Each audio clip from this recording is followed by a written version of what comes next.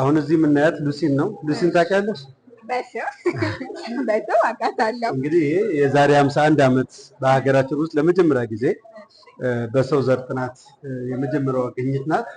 እንግዲህ ይሄ ብሮን የሚመስለው 40% ነው የተገኘው ማለት ነው። ነጩ ደግሞ ያልተገኘውን 60%ን ይሸፍናል። እንግዲህ ሉሲ ስንል በአፋር ክልል ልዩ ቦታው ሀዳር ተብሎ በሚጠራ ቦታ ላይ በአሜሪካዊ ተመራማሪ ፕሮፌሰር ዶናልድ ጆሃንሰን እሳቸው የመሩት በነበረ የተመራማሪዎች ቡድን የዛሬ 51 ዓመት የተገኘችው ነው።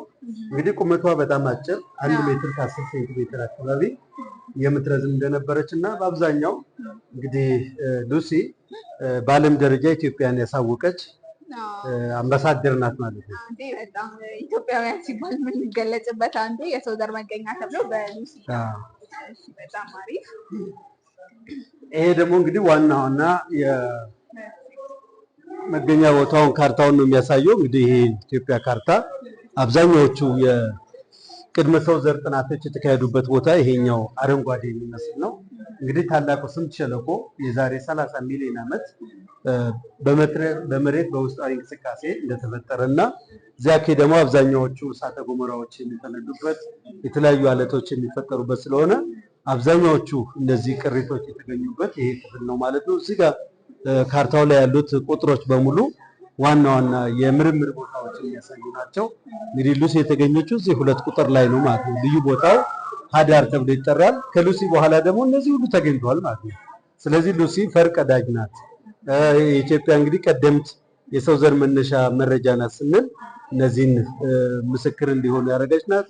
ከኛ በስተቀር ደግሞ ኬንያ፣ ታንዛኒያ፣ ደቡብ አፍሪካ እና እንደዚሁም ቻድ በርካታዎቹ አፍሪካ ሀገራት ብዙ ቅሪቶችን በማስገኘት ትልቅ ቦታ አላቸው። ስለዚህ አፍሪካ በአጠቃላይ የሰው ዘር መገኛ የሚለው በምስራቅ አፍሪካ ቀንድ ላይ አብዛኛዎቹን ኢትዮጵያ፣ ኬንያ እና ታንዛኒያ ትልቁን ሚና ተጫውተዋል ማለት ነው። ቀጥለን ደግሞ የተለያዩ የእንስሳት ቅሪቶች አሉ። አሁን ይህ ለምሳሌ የጥንት የአሳማ ዝርያ ነው። እድሜው ወደ 2.36 ሚሊዮን ዓመት ያስቆጠረ ነው። ስለዚህ ይሄ መንጋጋውን ነው የሚያሳየው። ይሄ ደግሞ ራስ ቅሉ ነው።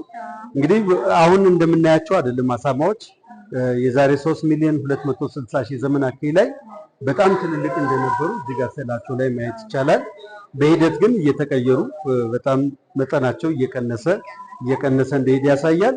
ኢትዮጵያ እንግዲህ የሰው ዘር መገኛ ብቻ ሳትሆን የተለያዩ እንስሳትም ጎን ለጎን ከነዚህ ከቅድመ ሰው ዘር ዝርያዎች ጋር ይኖሩ እንደነበር እንግዲህ እነዚህ ሁሉ የቀንድ ከብት ዝርያ አለ፣ የጎማሬ አለ፣ የቀጭኔ አለ፣ እንደዚሁም ደግሞ የተለያዩ አዞ አለ እና እዚህ ውስጥ ምንም ገብተን ማናየው የእንስሳት አይነትም የለም ማለት ነው። እና ይሄ የሚያሳየን እንግዲህ አካባቢያችን የተለያየ አይነት ኢኮሎጂ መኖሩ ወይም የተለያዩ ለእንስሳቶችን መኖሪያ ምቹ ቦታ እንደነበረ አሁንም በዓለም ላይ የማይገኙ ብርቅዬ እንስሳት የሚገኙባት ሀገር መሆኗ ይታወቃል ማለት ነው። አሁን ይህም እዚህ ጋር የምታየው እንግዲህ ቦቪድ ተብሎ ይጠራል ሳይንሳዊ መጠሪያው። 2 አይነት እንስሳት እንደነበሩ አንዳንዶቹ በጣም ትልልቅ ቀንድ የነበራቸው፣ አብዛኛዎቹ ገላጣማ የሆነ ቦታ ላይ ይኖሩ እንደነበር፣ ትንሽ ቀንድ ያላቸው ደግሞ ዛፍ በሚበዛበት ወይም ጫካ ላይ ይኖሩ እንደነበር። አንደኛ ይሄ በቀላሉ ለመንቀሳቀስ ያመቻቸዋል። ይሄኛው ደግሞ እንደ መጠለያ ጠላትም ሲመጣ ደግሞ ተሽለኩልኮ ለማምለጥ ይጠቀሙበት እንደነበረ የሚያሳይ ነው። እነዚህ አሁን ከ2 ሚሊዮን ዓመታት በፊት የነበሩ በአሁኑ ጊዜ ግን የሌሉ የጠፉ የእንስሳ ዝርያዎች ናቸው ማለት ነው። እዚህም እንደዚህ የፈረስ ዝርያ አለ። ፈረስ፣ በቅሎ፣ አህያ እነዚህ የጋማ ቀንድ ዝርያዎች የዛሬ 2 ሚሊዮን ወደ 270 ሺህ ዘመን የነበሩ የተለያዩ የፈረስ እንደዚሁም የአህያ የበቅሎ ዝርያዎች ናቸው። እዚህ ጋር ያለው ዘመናዊ ያሁኑ ጊዜ ሲሆን ይሄ ደግሞ የጥንቱ እንደነበረ ያሳየናል ማለት ነው። እነዚህ ደግሞ ስጋ በል እንስሳት ናቸው።